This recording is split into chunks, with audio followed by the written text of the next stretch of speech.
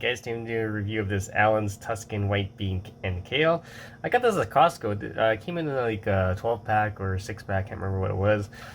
But yeah, these are come in these little plastic containers as well. So microwavable, gluten-free, vegan, and take a look at the ingredients. If you guys want to read it, pause the video. There it is, and we're gonna do a quick taste test. So I'm gonna put it in a pot and I'm gonna boil it up. So I'll be back. Alright guys, so here's the soup all done. So let's take a look, see how it tastes. There it is.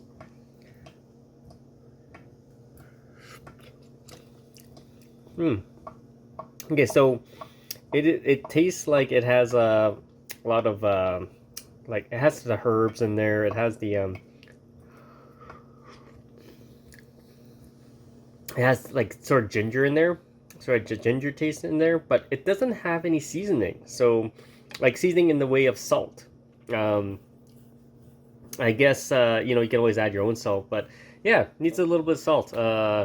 It's kind of bland otherwise, but not bad. Definitely check it out, guys. Any questions, comments, post below. Subscribe to the channel.